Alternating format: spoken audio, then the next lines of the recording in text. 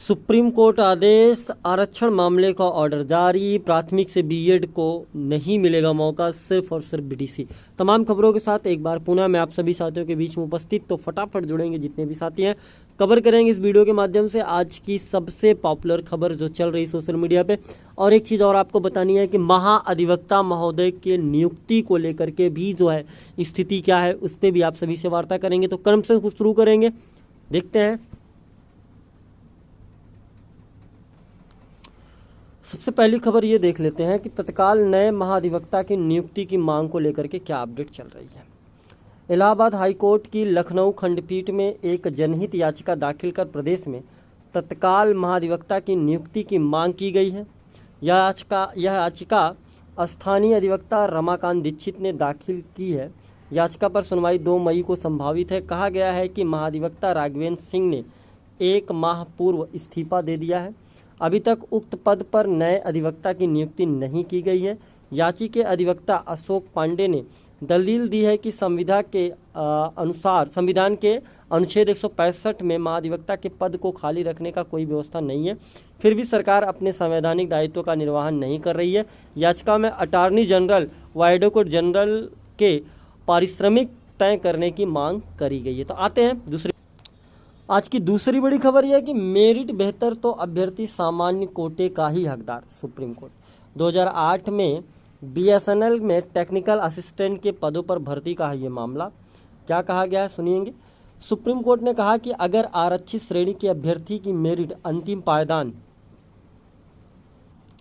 सामान्य अभ्यर्थी से बेहतर है तो वह सामान्य श्रेणी में सीट पाने का हकदार है। इस परिस्थिति में आरक्षित श्रेणी का अभ्यर्थी सामान्य वर्ग यानी अनारक्षित श्रेणी में सीट की दावेदारी कर सकता है। वर्ष 2008 में राजस्थान बीएसएनएल में टेलीकॉम टेक्निकल असिस्टेंट के पदों पर भर्ती निकाली गई थी।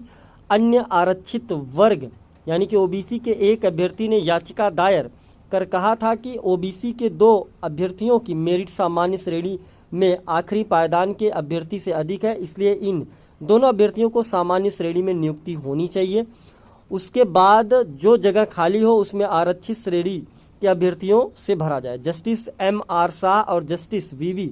नागरत्ना की पीठ ने कहा कि जब आरक्षित श्रेणी के 2 अभ्यर्थियों को सामान्य श्रेणी में नियुक्त किया जाएगा तो इस पर विवाद खड़ा होना चाहिए कि पहले भी काम कर रहे सामान्य श्रेणी के 2 व्यक्तियों को निकाल दिया गया चूँकि वो काफ़ी समय से काम कर रहे हैं, इसलिए उन्हें ना निकाला जाए और आरक्षित श्रेणी की खाली सीटों पर आरक्षित श्रेणी के अभ्यर्थियों को ही नियुक्ति किया जाए। तो ये है एक मामला जिसमें आरक्षण को लेकर के जो दिया गया, यानी कि अगर बेहतर मेरिट है तो आप जो है वो सामान्य कोटे के हकदार बन सकते हैं, भले ही आप जो है ओबीसी में हो या एससी कैटेगरी में हो।